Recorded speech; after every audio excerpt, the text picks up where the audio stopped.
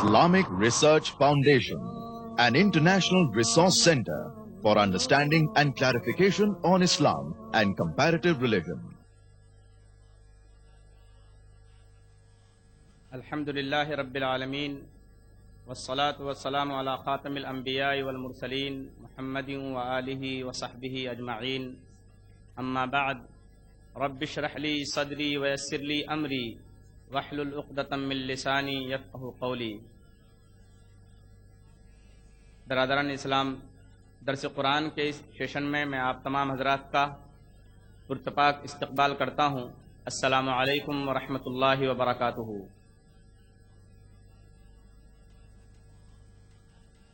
درس قرآن سے متعلق جو صورت ہے وہ سورۃ البینہ، سورہ نمبر 98. اس کی 5 آیتیں گزشتہ ہفتے بیان کی جا چکی ہیں. صرف 3 آیتوں کی تفسیر اور اس کا ترجمہ باقی ہے. آئیے پہلے ہم اس بقیہ 3 آیتوں کی تلاوت کرتے ہیں. بسم اللہ الرحمن الرحیم. اللہ کے نام سے شروع کرتا ہوں جو بڑا مہربان نہایت رحم کرنے والا ہے. ان الذين كفروا من اهل الكتاب والمشركين في نار جهنم خالدين فيها اولئك هم شر البريه. بے شک اہل کتاب میں سے جن لوگوں نے کفر کیا اور مشرکین، یہ سب کے سب جہنم میں داخل ہوں گے، جہاں وہ ہمیشہ ہمیشہ رہیں گے. اللہ کی پیدا کی ہوئی مخلوق میں یہ سب سے برے لوگ ہیں. ان الذين آمنوا وعملوا الصالحات اولئک هم خیر البریہ. بے شک جو لوگ ایمان لائے اور انہوں نے نیک کام کیے، یہ اللہ کی مخلوق میں یعنی اللہ کی پیدا کی ہوئی چیزوں میں سب سے بہترین لوگ ہیں. جزاؤہم عند ربہم جنات عدن تجری من تحتها الانہار خالدین فیہا ابدا رضی اللہ عنہم ورضوا عنہ ذالک لمن خشی ربہ. ان کا بدلہ ان کے رب کے پاس ہمیشہ رہنے کی جنتیں ہیں جن کے نیچے نہریں جاری ہوں گی، جہاں وہ ہمیشہ ہمیشہ رہیں گے. ان کا اللہ ان سے راضی ہوں گے اور وہ لوگ اپنے اللہ سے راضی ہوں گے. ذالک لمن خشی ربہ. یہ بدلہ ہے اس شخص کا جو اپنے رب سے ڈرتا رہے. قرآن پاک کی ان تینوں آیتوں میں جو سورہ بینہ سورہ نمبر 98 کی آیتیں ہیں، اللہ تبارک و تعالی انجام بیان فرما رہا ہے دونوں گروہوں کا. ایک گروہ وہ ہے جو فرما بردار ہے، جو اللہ کو ماننے والا ہے، اللہ کے احکام کو ماننے والا ہے. ایک گروہ وہ ہے جو اللہ کی نعمتوں کا انکار کرنے والا ہے، اللہ کے نبی کا انکار کرنے والا ہے، اللہ کی بھیجی ہوئی کتاب قرآن کا انکار کرنے والا ہے. ان دونوں گروہوں کا اللہ تبارک و تعالی انجام بیان فرما رہے ہیں. تو سب سے پہلی آیت میں ان لوگوں کا ذکر ہے جو اللہ کے نافرمان بندے ہیں. چنانچہ اللہ فرماتا ہے کہ بے شک مشرکین اور اہل کتاب یعنی یہودی اور کرسچن عیسائی، یہ سب کے سب نافرمان بندے ہیں. کیوں کہ ان لوگوں نے اللہ کے رسول کا انکار کیا، قرآن کا انکار کیا، تو اس کے سبب یہ لوگ ہمیشہ ہمیشہ کی جہنم میں رہیں گے. اس موقع پر آپ یہ بات سوچیں کہ اہل کتاب یعنی یہودیوں اور عیسائیوں کا یہ تصور اور ان کی یہ سوچ کہ ہم تو جہنم میں جائیں گے ہی نہیں، اور اگر ہم کو جہنم میں جانا بھی پڑا تو صرف چند دنوں کے لیے. قرآن میں اللہ تبارک و تعالیٰ نے ان کی اس بات کا ذکر کیا ہے. سورہ بقرہ سورہ نمبر 2 آیت نمبر 80 کے اندر اللہ تبارک و تعالیٰ فرماتے ہیں وَقَالُوا لَن تَمَسَّنَا النَّارُ إِلَّا أَيَّامٌ مَّعْدُودَةٌ. اور یہ لوگ کہتے ہیں کہ ہم کو جہنم کی آگ نہیں چھوئے گی سوائے چند دنوں کے. قُلْ اتَّخَذْتُمْ عِندَ اللَّهِ عَهْدًا فَلَن يُخْلِفَ اللَّهُ عَهْدَهُ. اے پیغمبر آپ کہیے ان سے کہ کیا تم لوگوں نے اللہ تبارک و تعالیٰ سے کوئی معاہدہ کیا ہے، کوئی سمجھوتا کیا ہے کہ اللہ تبارک و تعالیٰ اپنے سمجھوتے اور معاہدے کی خلاف ورزی نہیں کرے گا؟ یا تم لوگ اللہ پر ایسی بات کہتے ہو جس کا تمہیں علم نہیں ہے۔ یہودیوں کا یہ عقیدہ تھا، ان کا یہ خیال تھا کہ ہم نے چونکہ بچڑے کی عبادت کی 40 دن تک، اسی لیے صرف ہم 40 دن جہنم میں رہیں گے۔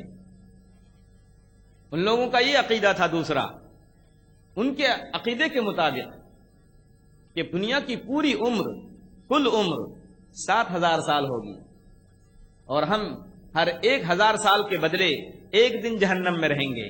اس حساب سے ہم لوگ صرف 7 دن جہنم میں رہیں گے۔ اللہ تبارک و تعالی فرما رہے ہیں کہ یہ سب کے سب جہنم میں داخل ہوں گے، اور 1-2 دن کے لیے نہیں، خالدین فیہا، یہ لوگ ہمیشہ ہمیشہ جہنم میں رہیں گے۔ ایسا نہیں ہوگا کہ چند دن وہ لوگ جہنم میں داخل ہونے کے بعد فوراً نکل آئیں، ایسا نہیں ہو سکتا۔ خالدین فیہا، ان کو ہمیشہ کے لیے نا امید کر دیا گیا، مایوس کر دیا گیا، اور ان کے اس سوچ کو، ان کے اس تصور کو اور ان کے اس خیال کو اللہ نے بالکل باطل قرار دیا، بے بنیاد قرار دیا، کہ یہ کہتے ہیں کہ ہم جہنم میں اگر گئے بھی تو صرف چند دن کے لیے جائیں گے۔ اللہ تعالیٰ فرماتے ہیں نہیں، ہرگز نہیں، خالدین فیہا، تمہیں اس جہنم میں، اے یہودیوں اور اے عیسائیوں اور کرسچنوں اور اے مشرکوں، تمہیں جہنم میں ہمیشہ ہمیشہ رہنا ہے۔ اولئک ہم شر البریہ، یہ لوگ اللہ کی مخلوق میں، اللہ کی پیدا کی ہوئی چیزوں میں سب سے برے لوگ ہیں، سب سے گھٹیا لوگ ہیں، اور سب سے کم ترین درجے کے لوگ ہیں۔ قرآن پاک کی اس بات کو ذہن میں رکھیے کہ اللہ تبارک و تعالیٰ انہیں گھٹیا کہہ رہا ہے، اللہ تبارک و تعالیٰ انہیں سب سے گیا گزرا کہہ رہا ہے۔ اس کی وجہ کیا ہے؟ اس کی وجہ یہ ہے کہ اللہ تبارک و تعالیٰ نے جتنی بھی مخلوقات بنائی ہیں، جتنی بھی چیزیں پیدا کی ہیں، انسان ہے، جانور ہیں، درخت ہے، پتھر ہیں، یعنی جتنی بھی چیزیں ہیں سب کی سب اللہ کی بڑائی، اللہ کی پاکی اور اللہ کی تسبیح اور اللہ کی عبادت کرتی ہیں۔ قرآن خود اس بات کی گواہی دیتا ہے۔ سورہ اسراء، سورہ نمبر 17 آیت نمبر 44 کے اندر اللہ تعالیٰ فرماتا ہے تسبح له السماوات السبع والارض ومن فيهن وان من شيء الا يسبح بحمده ولكن لا تفقهون تسبيحهم، کہ آسمان، ساتوں آسمان اور زمین کے اندر جو چیزیں ہیں سب کی سب اللہ کی عبادت کرتی ہیں، اللہ کی پاکی اور بڑائی بیان کرتی ہیں، اور کوئی چیز ایسی نہیں ہے جو اللہ کی بڑائی اور خوبی بیان نہ کرتی ہو۔ وَلَكِنْ لَا تَفْقَهُونَ تَسْبِيحَهُمْ، لیکن لوگوں تم ان چیزوں کی، جیسے بے جان پتھر ہے، جیسے جمادات ہے، یا گھاس ہے، یا درخت ہے، ان کی تسبیحات کو اور ان کی عبادتوں کو تم سمجھ نہیں سکتے۔ تو اللہ تبارک و تعالیٰ ان کو کیوں سب سے بری مخلوق کہہ رہے ہیں؟ اس لیے کہ بے جان پتھر بھی اللہ کی عبادت کرتا ہے، اللہ کی بڑائی بیان کرتا ہے۔ صحیح مسلم کے اندر روایت موجود ہے کہ مکے کے اندر ایک پتھر حضور اکرم صلی اللہ علیہ وسلم کو سلام کیا کرتا تھا، اور صحیح بخاری کی روایت موجود ہے کہ حضور اکرم صلی اللہ علیہ وسلم کھانا کھا رہے تھے ساتھیوں کے ساتھ، تو آپ کے صحابہ نے سنا کہ کھانے کے اندر سے اللہ کی تسبیح کی آواز آ رہی ہے۔ تو اللہ تعالیٰ ان سے کہہ رہے ہیں کہ بے جان پتھر جب میری بڑائی بیان کر رہا ہے، میری تسبیح بیان کر رہا ہے، تو تم لوگ تو عقل رکھتے ہو، تم لوگ تو شعور رکھتے ہو، تم لوگ سمجھنے بوجھنے کی صلاحیت رکھتے ہو، اچھے اور برے کی تمیز رکھتے ہو، اس کی طاقت رکھتے ہو، پھر بھی اگر تم نے مجھ کو نہ پہچانا تو تم لوگ سب سے گھٹیا درجے کے لوگ ہو، میری پیدا کی ہوئی مخلوقات میں سب سے برے لوگ ہو اور سب سے گئے گزرے ہو۔ یہی وہ بات ہے جس کا ذکر اللہ تبارک و تعالیٰ آیت کے اس ٹکڑے میں فرما رہے ہیں، اولئک ہم شر البریہ، یہ اللہ کی پیدا کی ہوئی چیز میں سب سے برے لوگ ہیں، سب سے گھٹیا ہے۔ اس کے بعد جو 7ویں آیت ہے اس میں اللہ تعالیٰ فرماتے ہیں، دوسرے گروہ کا ذکر کر رہے ہیں، فرما بردار گروہ کا ذکر، جن لوگوں نے اللہ کی بات مانی، گھمنڈ سے کام نہیں لیا، تکبر نہیں کیا، ان کا ذکر ہو رہا ہے۔ ان الذین آمنوا وعملوا الصالحات اولئک هم خیر البریہ، کہ بے شک جو لوگ ایمان لائے اور انہوں نے نیک کام کیے، یہ اللہ کی پیدا کی ہوئی چیزوں میں، اللہ کی بنائی ہوئی مخلوق میں سب سے بہترین لوگ ہیں۔ اب ان کے بہترین ہونے میں کیا شک ہے؟ کیونکہ انہوں نے نبی کی بات سنی، ان کی دعوت سنی اور لبیک کہا، تکبر نہیں کیا، اور اللہ کے فرما بردار بندے بن کر رہے۔ یہاں ایک میں روایت ذکر کرنا چاہوں گا، مسند احمد کی ایک روایت ہے، ابو ہریرہ رضی اللہ تعالیٰ عنہ اس حدیث کے راوی ہیں، نبی کریم صلی اللہ علیہ وسلم نے فرمایا صحابہ کرام سے، الا اخبرکم بخیر البریہ، کہ کیا میں تم کو اللہ کی بنائی ہوئی مخلوق میں سب سے بہتر انسان کی خبر نہ دوں؟ قالوا بلا یا رسول اللہ، صحابہ کرام نے کہا اے اللہ کے رسول صلی اللہ علیہ وسلم کیوں نہیں، آپ ضرور ہمیں بتائیں کہ اللہ کی مخلوق میں سب سے بہتر کون ہے؟ حضور اکرم صلی اللہ علیہ وسلم نے فرمایا اللہ کی بنائی ہوئی مخلوق میں سب سے بہتر انسان وہ ہے رجل اخذ بعنان فرسه، کہ جو اپنے گھوڑے کی لگام تھامے ہوئے ہے، وہ اس انتظار میں ہے کہ کب جہاد کی آواز آئے، اس کے کانوں میں پڑے اور وہ اپنے گھوڑے کی پیٹھ پر بیٹھ کر اللہ کے راستے میں جہاد کے لیے نکل جائے۔ پھر حضور صلی اللہ علیہ وسلم نے پوچھا کیا میں تم کو اللہ کی بنائی ہوئی مخلوق میں سب سے بہتر انسان کی خبر نہ دوں؟ صحابہ کرام نے کہا اے اللہ کے رسول کیوں نہیں؟ حضور اکرم صلی اللہ علیہ وسلم نے فرمایا کہ اللہ کی بنائی ہوئی مخلوق میں بہتر انسان وہ ہے، سب سے معزز، سب سے پاکیزہ، سب سے اچھا، سب سے عمدہ انسان وہ ہے کہ وہ اپنی بکریاں چرا رہا ہے، اپنی بکریوں کے ریوڑ کے اندر ہے، لیکن یقیم الصلاۃ ویؤتی الزکات، نماز پابندی سے پڑھتا ہے، زکات دینے میں سستی نہیں کرتا، یہ اللہ کی بنائی ہوئی مخلوق میں سب سے بہتر انسان ہے۔ پھر حضور صلی اللہ علیہ وسلم نے کہا کیا میں تم کو یہ نہ بتاؤں کہ اللہ کی بنائی ہوئی مخلوق میں سب سے برا، سب سے گیا گزرا اور گھٹیا کون ہے؟ الا اخبرکم بشر البریہ، حضور اکرم صلی اللہ علیہ وسلم نے فرمایا، جب یہ بات پوچھی صحابہ کرام نے کہا اے اللہ کے رسول ضرور بتائیں کہ کون شخص ایسا ہے جو اللہ کے نزدیک سب سے گیا گزرا اور گھٹیا ہے؟ حضور صلی اللہ علیہ وسلم نے فرمایا کہ وہ شخص ہے جو اللہ کے نام پر کسی سے کچھ مانگے اور پھر اس کو نہ دیا جائے، وہ سب سے اللہ کے نزدیک اور اللہ کے بندوں میں اور اللہ کی پیدا کی ہوئی چیز میں سب سے گھٹیا انسان وہ ہے کہ اللہ کے نام پہ مانگ رہا ہے لیکن اس کو کوئی دینے والا نہیں ہے۔ اس حدیث کے بعد اب ہم آگے چلتے ہیں کہ اللہ تبارک و تعالیٰ جب اپنے فرما بردار بندوں کا ذکر فرما رہے ہیں، اپنے نیک بندوں کا ذکر فرما رہے ہیں اور ان کو وہ وعدے دینے کا ذکر کر رہے ہیں جو اسی آیت کے آخری حصے میں ہے، تو اس کی وجہ کیا ہے؟ بات اصل میں یہ ہے کہ انسان کی قدر، انسان کی عزت، انسان کی اہمیت اللہ کے نزدیک خاندانی شرافت کی وجہ سے نہیں ہے، حسب و نسب کی وجہ سے نہیں ہے، قبیلے اور ٹرائب کی وجہ سے نہیں ہے، مختلف جگہوں، اچھی جگہوں میں رہنے کی وجہ سے نہیں ہے، بلکہ اللہ یہ قانون بتانا چاہتے ہیں کہ اللہ کے نزدیک سب سے بہتر انسان وہ ہے، سب سے اچھا، سب سے پاکیزہ، سب سے مقدس اور سب سے عمدہ انسان وہ ہے جو اللہ کا بندہ بن کر رہے، جس کے پاس مورل ویلیوز ہوں، اخلاقی قدریں ہوں، وہ اخلاقی صفات کا حامل ہو اور اچھی صفتوں سے متصف ہو، بہتر انسان بن کر جو زندگی گزارے اور اللہ کا بندہ بن کر جو زندگی گزارے وہ اللہ کی مخلوق میں سب سے بہترین انسان ہے۔ لیکن آج ہم اپنا بھی تھوڑا جائزہ لیں کہ ہم میں سے ہر ایک کو کسی کو سید ہونے پر فخر ہے، کسی کو فاروقی ہونے پر فخر ہے، کسی کو عثمانی ہونے پر فخر ہے، کسی کو خان ہونے پر فخر ہے، کسی کو قریشی ہونے پر فخر ہے، کسی کو انصاری ہونے پر فخر ہے، کسی کو شیخ ہونے پر فخر ہے، کسی کو سید ہونے پر فخر ہے۔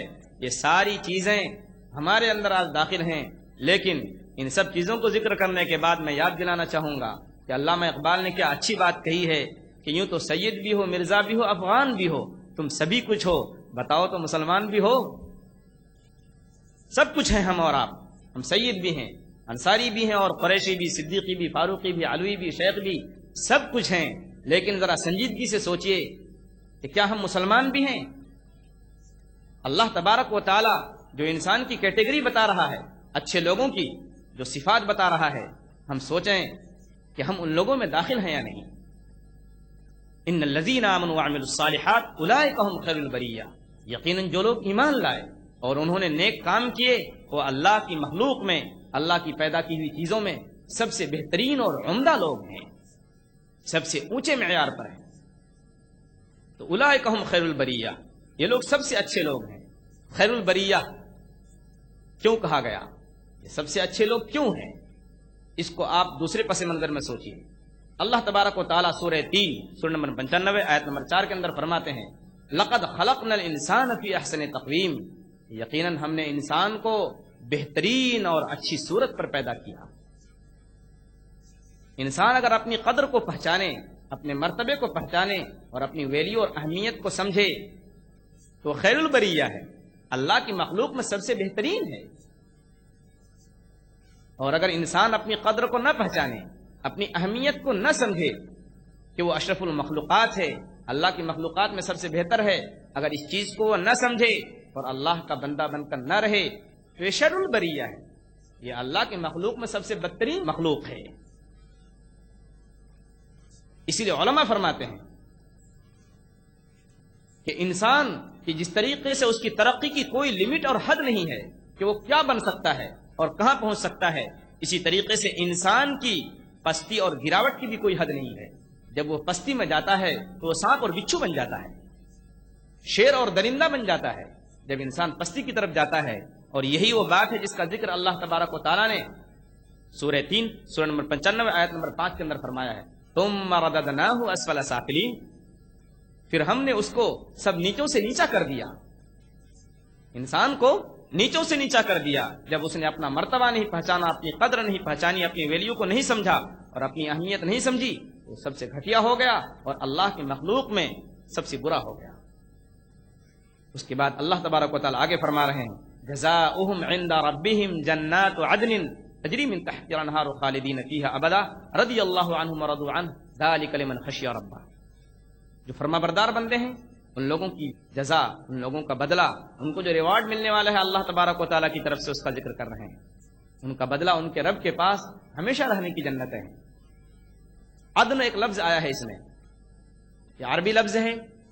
عدن کے معنی آتے ہیں، لسان العرب ایک عربی ڈکشنری ہے بہت مشہور، جلد 9 صفحہ 89 کے اندر لکھا ہے کہ عدنہ کے معنی آتے ہیں کسی جگہ قیام کرنا، ٹھہرنا۔ مثال کے طور پر ہم عربی میں بولتے ہیں عدنت البلد، یعنی توطنتہ، کہ میں نے فلاں جگہ کو عدن بنایا، یعنی میں نے وہاں اپنے لیے جائے سکونت اختیار کی اور میں وہاں ٹھہر گیا ہمیشہ کے لیے، اس کو عدنت البلد بولتے ہیں۔ اسی سے اللہ تبارک و تعالیٰ فرما رہے ہیں جنات عدن، ہمیشہ رہنے کی جنتیں ہیں۔ جس طریقے سے جہنمی لوگ ہمیشہ ہمیشہ جہنم میں رہیں گے، اللہ تبارک و تعالیٰ جنتی لوگوں کو خوشخبری دے رہے ہیں کہ تم لوگ اس میں چند دن کے لیے نہیں جاؤ گے، ہمیشہ ہمیشہ تمہیں وہاں رہنا ہے، اور وہ ہمیشہ ہمیشہ کی جنتیں ہیں جن کے نیچے نہریں بہ رہی ہوں گی۔ یہاں ایک بات میں ذکر کرتا چلوں کہ انسان کی جو فطرت ہے، انسان کی جو چاہت اور خواہش ہے، اس کے مطابق اللہ تبارک و تعالیٰ عمل پر کوئی ثواب دیتے ہیں، اس کا ذکر کرتے ہیں، کیونکہ انسان لالچی واقع ہوا ہے۔ انسان چاہتا ہے کہ میں کوئی کام کروں تو اس کا بدلہ فوراً ہم کو مل جائے۔ اللہ تبارک و تعالیٰ یہاں فرما رہے ہیں جنات عدن، تم کو ہمیشہ رہنے کی جنتیں ملیں گی، ورنہ اللہ تبارک و تعالیٰ جنت میں ہم کو کیا دینے والے ہیں اور جنتیوں کو، یہ اللہ بہتر جانتے ہیں۔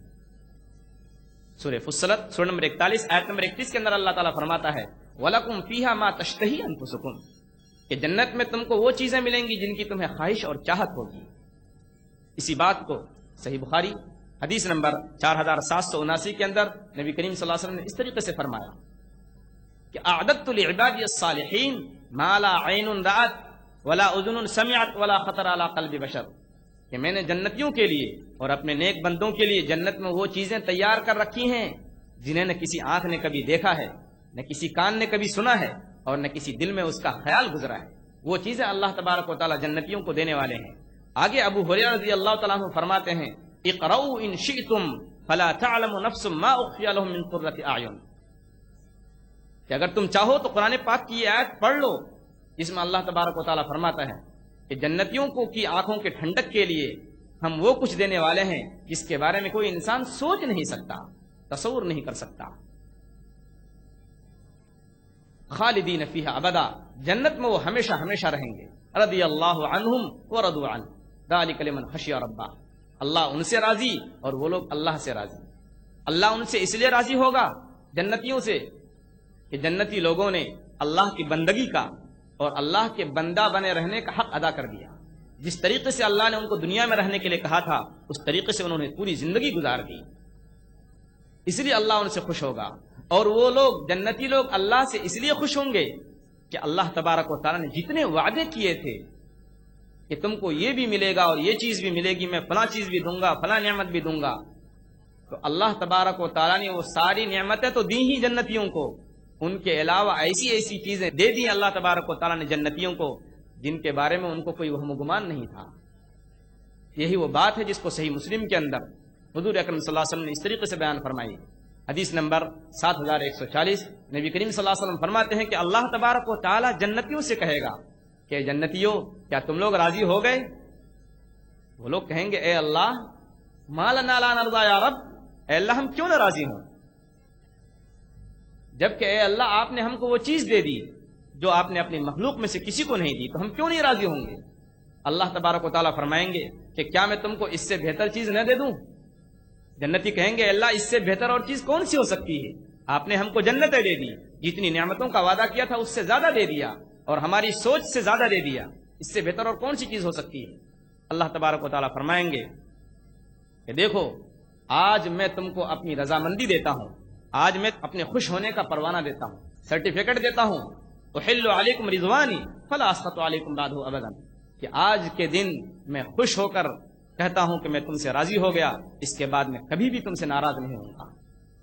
یہی بات ہے، اللہ تبارک و تعالیٰ فرما رہے ہیں رضی اللہ عنہم ورضوان، اللہ ان سے راضی اور وہ لوگ اللہ سے راضی۔ ذالک لمن خشی ربہ، یہ بدلہ ہے اس شخص کے لیے جو اپنے رب سے ڈرتا رہے، جو اپنے پروردگار سے، اپنے مالک سے، اپنے پالنے والے سے ڈرتا رہے۔ جن جن چیزوں سے بچنے کے لیے کہا ان چیزوں سے بچے، جن چیزوں کے کرنے کا حکم دیا ہے وہ چیزیں کرے۔ تو یہ بدلہ ہے اس شخص کا، یہ چیزیں اس شخص کو ملیں گی جو اللہ تبارک و تعالیٰ سے ڈرتا رہے اور اللہ تبارک و تعالیٰ نے جتنی چیزوں کے کرنے کا حکم دیا ہے ان چیزوں کو اسی طریقے سے بجا لائے، اور جن چیزوں سے بچنے کا حکم دیا ہے ان چیزوں سے مکمل طور پر بچتا رہے۔ بس میں اسی پر اپنی بات ختم کرتا ہوں۔ وآخر دعوانا ان الحمدللہ رب العالمین۔ کسی بھائی کو کوئی سوال ہو، اس صورت سے متعلق کوئی سوال کرنا ہو تو کر سکتے ہیں۔ السلام علیکم۔ وعلیکم السلام ورحمۃ اللہ وبرکاتہ۔ جناب آپ نے فرمایا کہ حضور اکرم صلی اللہ علیہ وسلم کے زمانے میں پتھر اللہ کی بڑائی بیان کرتے تھے، تو کیا یہ واقعہ آج کے زمانے میں پیش آ سکتا ہے؟ دوسرا یہ کہ مانگنا منع فرمایا اللہ کے رسول صلی اللہ علیہ وسلم نے، لیکن اگر کوئی مانگے ہٹا کھٹا مستنڈا نومن موٹا مانگے آ کر، تو ہمارے لیے کیا حکم ہے؟ ہمیں دینا ہے یا نہیں دینا ہے؟ یہ واضح نہیں ہوا۔ جی بھائی صاحب نے دو سوال کیا ایک سوال کے اندر۔ پہلا سوال ان کا یہ ہے کہ پتھر نے تسبیح بیان کی، حضور اکرم صلی اللہ علیہ وسلم کو سلام کیا، تو کیا اس زمانے میں ایسا ممکن ہے؟ تو تھوڑا آپ اس کو ڈیٹیل سے سمجھیے۔ اللہ نے آگے خود جواب دیا ہے کہ زمین کے اندر کوئی چیز ایسی نہیں ہے جو اللہ کی پاکی اور بڑائی بیان نہیں کرتی ہو۔ آگے اللہ کیا کہہ رہا ہے؟ وَلَٰكِن لَا تَفْقَهُونَ تَسْبِيحَهُمْ، لیکن تم لوگ اس کی تسبیح کو سمجھتے نہیں، سمجھ نہیں سکتے۔ ظاہر بات ہے یہ ہمیشہ کے لیے، چاہے پتھر ہو چاہے درخت ہو، یہ سب اللہ کی تسبیح اور بڑائی بیان کرتی ہیں۔ یہ الگ بات ہے کہ ہم سمجھ نہیں سکتے۔ اس کو آپ اس طرح سے سمجھیے جس طریقے سے ہم عربی جانتے ہیں اور آپ ایک شخص کو عربی نہیں آتی، تو ہو سکتا ہے میں عربی میں اگر اللہ کی بڑائی بیان کر رہا ہوں تو وہ شخص سمجھے گا کہ پتہ نہیں کیا بول رہا ہے۔ جب ہم اپنے بھائیوں کی زبان نہیں سمجھ سکتے یا اپنے رہنے والوں کی ایک دوسرے کی زبان نہیں سمجھ سکتے، تو بہرحال پتھر کی عبادت کو ہم کس طریقے سے سمجھ سکتے ہیں؟ پتھر کس طریقے سے عبادت کرتا ہے، درخت کس طریقے سے عبادت کرتا ہے، اور جانور کس طریقے سے اللہ تبارک و تعالیٰ کی عبادت کرتے ہیں، یہ اللہ جانتا ہے، کیونکہ اللہ نے خود کہہ دیا کہ تم اس کی تسبیح کو نہیں سمجھ سکتے۔ تو جب ہم اپنے انسانوں کی زبان نہیں سمجھ سکتے، مثال کے طور پر ایک زبان ہم کو نہیں آتی ہے اور دو آدمی اس زبان میں بات کر رہے ہوں، تو ہو سکتا ہے کہ وہ کوئی اچھی بات کر رہے ہوں، یہ بھی ہو سکتا ہے کہ وہ کوئی بری بات کر رہے ہوں۔ تو جب ہم لوگوں کی زبان نہیں سمجھ سکتے انسانوں کی، تو بہرحال وہ تو دوسری مخلوق ہے، وہ تو بے جان چیز ہے، اس کی تسبیح کیسی ہوتی ہے وہ اللہ تبارک و تعالیٰ جانے۔ بہرحال حضور اکرم صلی اللہ علیہ وسلم کے زمانے میں جو کچھ ہوا وہ تو ظاہر بات ہے حضور صلی اللہ علیہ وسلم کے صحابہ کرام نے خود سنا، اور پھر حضور اکرم صلی اللہ علیہ وسلم کے بارے میں جو یہ روایت آتی ہے صحیح بخاری میں بھی موجود ہے کہ کھجور کا ایک درخت جو جس پر آپ ٹیک لگایا کرتے تھے خطبہ دیتے وقت، مدینہ کے اندر جب اس کو ممبر میں تبدیل کیا گیا تو وہ رونے لگا، تو رونے کی آواز سنی، اس کے بعد حضور اکرم صلی اللہ علیہ وسلم نے اس کے اوپر ہاتھ رکھا تو اس کا رونا بند ہوا۔ تو یہ ساری چیزیں ہیں اللہ تبارک و تعالیٰ، اس سے پہلے میں سورۃ الزلزال کے اندر اس کی تھوڑی بہت تشریح کر چکا ہوں کہ ہر چیز بولتی ہے، یہ الگ بات ہے ہماری زبان بولتی ہے، ظاہر بات ہے زبان تو ایک چمڑا ہے، زبان چمڑا ہے، وہ بولتی کیسے ہے؟ بس اللہ نے اس کو بولنے کی طاقت دی اس لیے وہ بولتی ہے، ورنہ اگر زبان ہی بولتی ہو تو لوگ گونگے کیوں ہوتے؟ تو زبان نہیں بولتی ہے، ایک آدمی گونگا ہے، اس کے منہ میں زبان ہے لیکن پھر بھی بولتا نہیں ہے، اس کا مطلب زبان رہنا بولنے کے لیے ضروری نہیں ہے۔ اللہ تبارک و تعالیٰ زبان کے اندر طاقت دیں گے تو بولے گی، نہیں دیں گے تو نہیں بولے گی، نہیں تو کوئی آدمی دنیا میں گونگا نہیں ہوتا۔ اگر کان سننے کی چیز ہے تو کوئی آدمی بہرا نہیں ہوتا، اگر آنکھ دیکھنے کی چیز ہے تو آنکھ رہتے ہوئے بھی بظاہر بہت سارے لوگوں کو نظر نہیں آتا۔ تو بہرحال یہ تو اس سے متعلق ہے۔ دوسری بات جو آپ نے بتائی کہ ایک آدمی ہٹا کٹا ہے، موٹا ہے، تگڑا تندرست ہے، تو یہ بات واضح نہیں ہوئی کہ ہم اس کو کچھ دیں یا نہ دیں۔ ظاہر بات ہے آپ سمجھدار آدمی ہیں، آپ خود سمجھتے ہیں کہ وہ آدمی ہٹا کٹا ہے، تگڑا تندرست ہے، ہم اس کو کیوں دیں؟ اس کا مطلب یہ ہے کہ آپ یہ ظلم کر رہے ہیں۔ ظلم اس معنی میں، ظلم کی تعریف یہی ہے کہ وضع الشیء فی غیر محلہ، جیسے ٹوپی سر پہ رکھنے کے لیے ہے، اگر آپ اور ہم اس کو جیب میں رکھتے ہیں تو ٹوپی کے ساتھ ظلم ہے، یہ سر پہ رکھنے کی چیز ہے ٹوپی۔ تو اسی طریقے سے یہ بھی ایک ظلم ہے کہ آپ مستحق کو نہ دے کے ان لوگوں کو دے رہے ہیں جو حق نہیں رکھتا، جو کما سکتا ہے۔ تم کماؤ، تم کو اللہ نے طاقت دی ہے۔ اگر کوئی آدمی مجبور ہے، آپ سمجھتے ہیں کہ واقعی اس کی مجبوری ہے یا ظاہری طور پر اس کے جسم کے اعضاء کٹے ہوئے ہیں یا کوئی ایسی بات ہے تو آپ دے سکتے ہیں، لیکن آدمی تگڑا ہے، تندرست ہے، صحیح سالم ہے، تو اس کو دینا میں سمجھتا ہوں کہ یہ ظلم ہے۔ ظلم اس معنی میں کہ آپ مستحق کو نہیں دے رہے ہیں، دوسرا کھا رہا ہے، جس کو پہنچنا چاہیے حق اس تک نہیں پہنچتا۔ اس لیے علماء فرماتے ہیں کہ زکوٰۃ دینے میں احتیاط کرنی چاہیے کہ جو پیشہ ورانہ فقیر ہیں، جو سڑکوں پر مانگتے رہتے ہیں، ان کو ہرگز زکوٰۃ کی رقم نہ دی جائے، کیونکہ وہ ہم سے اور آپ سے زیادہ مالدار ہوتے ہیں، ہم میں سے بعض لوگوں سے زیادہ مالدار ہوتے ہیں۔ وہ ہمارے ایک دوست ہیں، ان سے کہا گیا، انہوں نے ایک فقیر سے مانگنے والے سے کہا کہ تم کو ہم 3000 روپے دیں گے، ہمارے یہاں رہ جاؤ۔ انہوں نے کہا میں آپ کو 6000 روپے دوں گا، آپ ہمارے یہاں رہ جائیے۔ ان لوگوں کا حال تو یہ ہوتا ہے، اس لیے ان لوگوں کو دینے سے گریز کرنا چاہیے، پرہیز کرنا چاہیے۔ وقت ختم ہو گیا۔ وآخر دعوانا الحمدللہ رب العالمین۔